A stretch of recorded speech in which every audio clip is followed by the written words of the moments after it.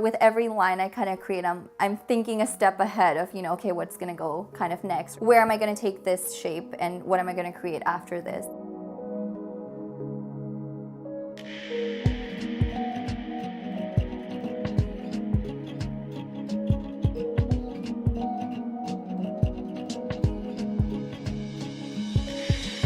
I started when I was very young, so I started when I was about 9, 10 years old.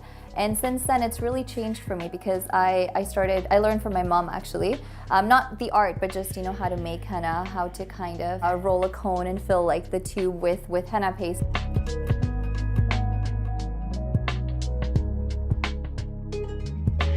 My mom was actually a makeup artist back in India, so a lot of her friends and people that I was even surrounded by were either makeup artists, henna artists, hairstylists. A lot of the bookings that I went to when I was younger, 10 years old, she would come with me to these bookings and she'd kind of watch over and make sure if I was doing a design and she's like, oh, like that one doesn't have enough like lines, or that one doesn't have enough flowers in it. She would sort of guide me in that manner because she did see a lot of henna herself growing up.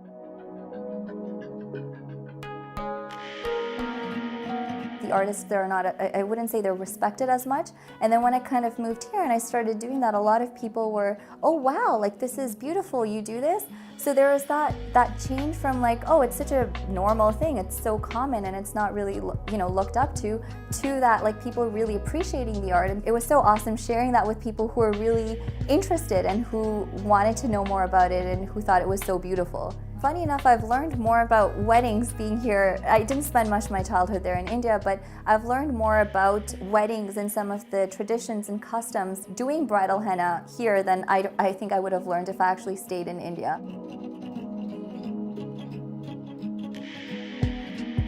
There was that bit of a difficulty kind of adjusting to how life is in India versus like how even schooling is here. Back in home, it was very much just education, like it was very theory based and like you didn't get a lot of teachers encouraging you to do art. And my grade 4 teacher actually encouraged me to do a lot of take on a lot of art. So she kind of pushed me to do more of that. And I don't think I would have got that in India.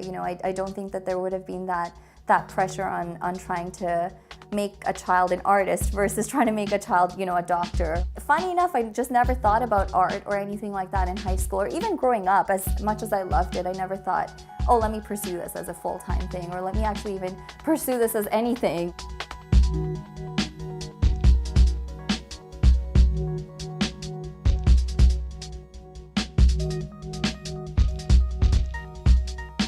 My family has been super, super supportive, in kind of letting me do my own thing. They've of course had a bit of that, okay, yeah, we want you to, if you could be a doctor, that would be great, but that's not gonna stop us, that's not gonna stop us from allowing you to do something that you like and you really, really enjoy. I didn't have clients that were willing to pay me at that time in the beginning. And that was something my dad was never, or my dad or mom, either of them were taught me is important. They said, well, just continue to do what you like to do, right? It doesn't matter. Lucky enough, I have earned good money from doing what I do, but it's never been like an incentive or it's never been a push of wanting me to do more of the art I do.